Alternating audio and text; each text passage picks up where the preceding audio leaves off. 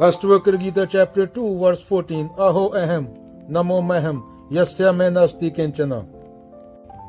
क्या अद्भुत हूं मैं खुद को नमस्कार करता हूं क्योंकि मेरा कुछ भी नहीं है। या इस तरह कह लो कि जो कुछ भी वाणी और मन की पहुंच में आता है वो सब मेरा ही है। अगेन मैं खुद को प्रणाम करता हूं, नमस्कार करता हूं। क्या अद्भुत हूं मैं। ये सत्य की बात हो रही है। तेरे अंदर ही है वो। ज्यों तिलमाही तेल है, ज्यों चकमक में आग, तेरा साईं तुझ में है। जाग सके तो जाग कबीरा। क्योंकि मेरा कुछ भी नहीं है। या यूं कह लो जो कुछ भी वाणी और मन की पहुंच में आता है वो सब मेरा है।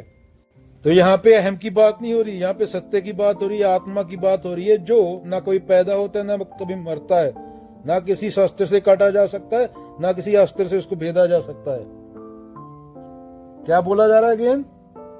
मैं ना कुछ रखता है ना कुछ खोता है, फिर भी सब उसी का विस्तार है। आत्मा ही खुद के लिए ऐसा बोल सकती है, सत्य ही खुद के लिए ऐसा बोल सकता है, क्योंकि सत्य के अलावा दूसरा कोई है नहीं। मेरा कुछ नहीं क्योंकि मैं शरीर, मन, संसार, रिश्तों से फ्री हूं, स्वतंत्र हूं। सभी कुछ मेरा ही है क्योंकि सब मुझ में ही प्रकट होता है। वाणी से जो कहा जा सकता है, अगेन मन से जो सोचा जा सकता है, वह सब मेरे ही अधीन है। मान लो आकाश कहे मुझे कुछ नहीं चाहिए, मैं खाली हूं, निर्विकार। हर तारा, हर ग्रह, हवा सब मुझ में ही है। जो कुछ दिखता है सब मुझ में है, जो कुछ नहीं दिखता वो भी मुझ में है। ऐसे ही है साक्षी आत्मा का अनुभव। रमन्ना महर्षि हाउ टू ट्रीट अदर्स, दूसरों को कैसे ट्रीट करना चाहिए। देयर आर नो अदर्स, मुझे तो कोई दूसरा दिखाई नहीं देता। चलो कहानी से समझने की कोशिश करते हैं। कहानी का नाम है जिसके पास कुछ नहीं वही सब कुछ है।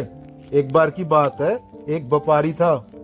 वो गुरु के पास पहुंचा। उसने कहा, गुरुदेव मैंने सब कुछ पा लिया, पैसा, इज्जत, ताकत, अब मैं सच्चा शांति और आत्मज्ञान पाना चाहता हूँ।